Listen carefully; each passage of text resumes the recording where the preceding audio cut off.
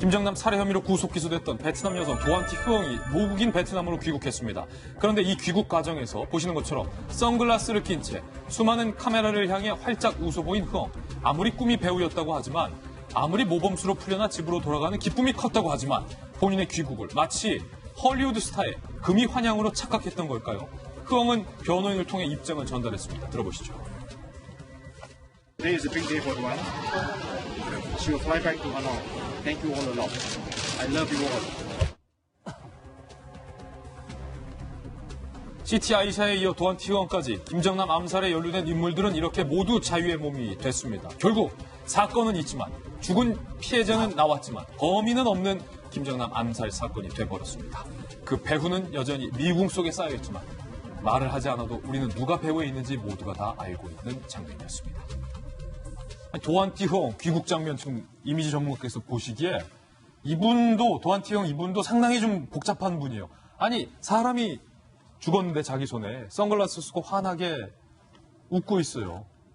정말 이해가 안 가네요. 보고 또 봐도 저 사진을 보면 저 친구의 그 심리가 이해가 안 가는 것 같다라는 생각에 제가 저 세대를 한번 좀 찾아보고 연구를 해보니까 그 밀레니얼 세대라는 거 들어보셨잖아요. 1980년대 초반에서 2000년대 초반에 태어난 그런 분들을 밀레니얼 세대라고 하는데 워낙에 IT에 익숙해요. 모바일을 많이 하고 SNS 활동을 하다 보니까 저 나이 31살이거든요. 31살인데 정치라던가 기본적인 생각에 대한 어떠한 그런 것이 깔려있지 않고 그냥 연예인 아니면 유튜버 이런 것에 조금 더 많이 익숙해져 있는 그런 친구가 아닐까. 그러다 보니까 지금 현실 파악이 안 되는 것 같아요. 아까 말씀 잘 해주셨는데 모범수로 내가 풀려났으니 나는 충분히 떳떳해도 돼.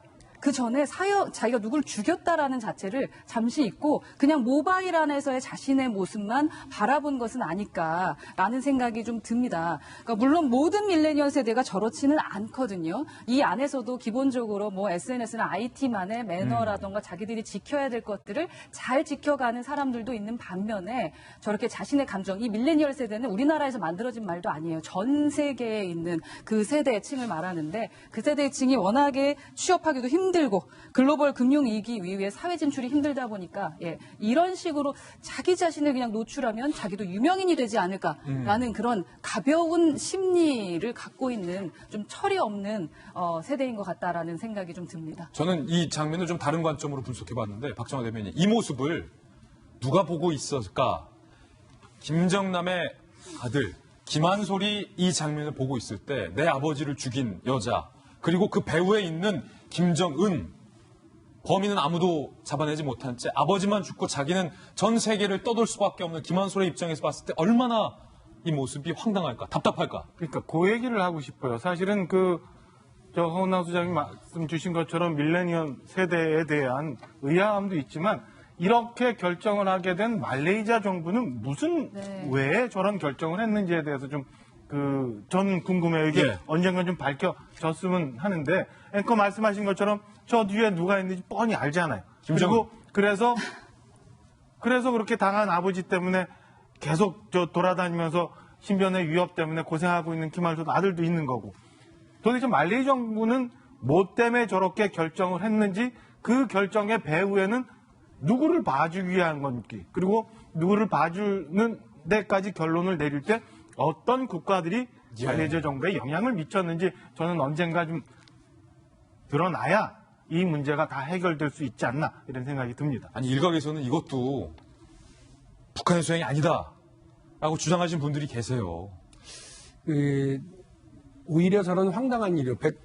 그야말로 말레이시아 공항이긴 했습니다만 백주대낮에 공항 그 많은 인파 사이에서 사람이 하나 죽었고요. 누가 어떤 공격에 의해서 죽였는지 그 살인자들과 그 방법도 다 이미 수사를 통해서 공개가 됐습니다.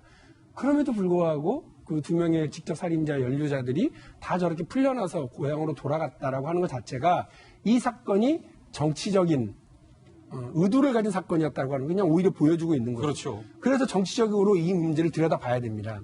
만일에 저것이 북의 소행이라면 우리가 다 알고 있지만 최종적으로 그렇다. 김정은의 지시였다라고 하게 됐을 때 북한은 어떻게 해야 됩니까? 테러 국가입니다. 테러 국가죠. 테러 국가로 규정하고 이로 인해서 생겨나야 될 새로운 국제적인 관계가 복잡해지고 하는 것들 때문에 북을 비핵 국가로 끌어내기 위한 다양한 방법에서 오히려 이게 걸림돌이 된다고 판단했겠죠. 저도 정치를 합니다만 정치도 외교도 참 잔인합니다. 그러네요. 예, 잔인하고 힘없는 사람들만 혹은 죽은 사람만 불쌍하게 됐구나 하는 생각이 드네요. 예.